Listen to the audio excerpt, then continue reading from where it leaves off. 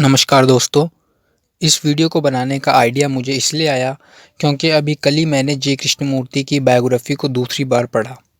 तो मैंने सोचा क्यों ना जे कृष्णमूर्ति के बारे में जो फैक्ट्स रिवील किए गए हैं इस बुक में, किस किस तरह की मिस्टिकल पावर्स थी उनके पास जिनके बारे में इस बुक में चर्चा करी गई है, क्यों ना वो मैं आपके साथ शेयर करूं। हालांकि उन्होंने कभी भी अपनी शक्तियों का उपयोग अपने किसी फ़ायदे के लिए नहीं किया और ना ही किसी दूसरे के फ़ायदे के लिए। तो शुरू करते हैं पहली मिस्टिकल पावर से, रहस्यमय शक्ति से जो कृष्णमूर्ति के पास थी। वह थी हीलिंग। कृष्णमूर्ति ने बहुत बार पब्लिक टॉक्स में यह बात एकदम खुलकर कही है कि बचपन से ही कृष्णमूर्ति के पास किसी भी बीमारी को ठीक करने की क्षमता थी, जिस तरह जीसस क्राइस्ट के पास भी किसी को छूकर ठीक करने की क्षमता थी। लेकिन कृष्णमूर्ति ने एनलाइटनमेंट के बाद अपनी सभी रहस्यमय शक्तियों को इस्तेमाल करना बंद कर दिया था।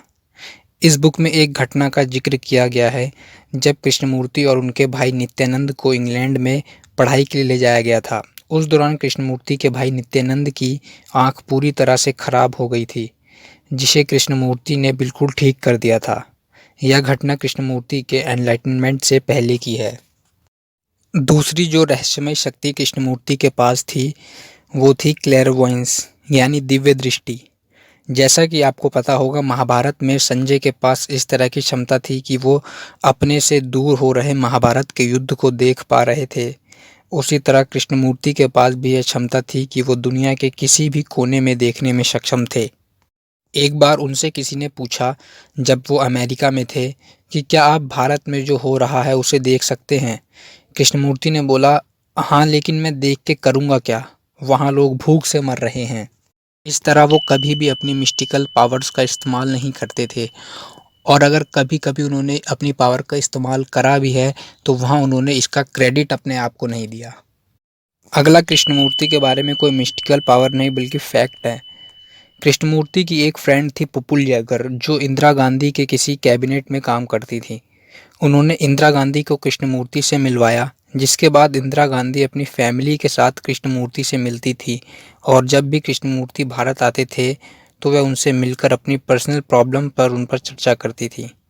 और उनकी बायोग्राफी में मैरी लुटियंस ने यह भी लिखा है कि 1975 में जब भारत में इमरजेंसी लगी हुई थी, उस समय इमरजेंसी को हटाने में कृष्णमूर्ति का भी योगदान रहा था। अगला जो फैक्ट है वह है कि Krishnamurti was a ritualistic person. Krishnamurti rituals भी करते थे। उनके जो खास करीब लोग थे जो उनके काम को मैनेज करते थे, वो बताते हैं कि कृष्णमूर्ति जब भी कहीं नई जगह जाते थे जहां उनको ठहरना होता था, तो वो उस जगह के चारों तरफ एक बार वॉक करते थे।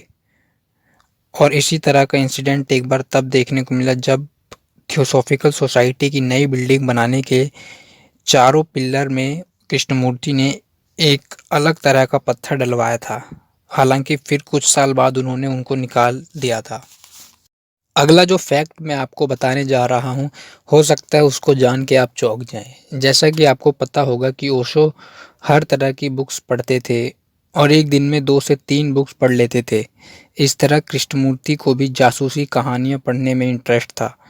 वो एस्पियोनाज स्टोरीज, डिटेक्टिव स्टोरीज पढ़ना पसंद करते थे।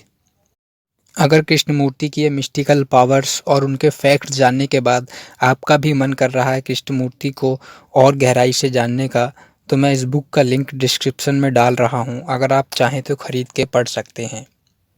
एंड फाइनली, अगर आप चाहते हैं कि मैं जे कृष्णमूर्ति की बायोग्राफी को डिटेल में कवर करते हुए वीडियो बनाऊँ, तो आप कमेंट में बता सकते हैं। अगर वीडियो अच्छा लगा तो वीडियो को लाइक करके आप बता सकते हैं कि आपको वीडियो अच्छा लगा। और भी स्पिरिचुअलिटी के ऊपर वीडियोस देखने के लिए चैनल को सब्सक्राइब कर लें। And finally, thank you for watching.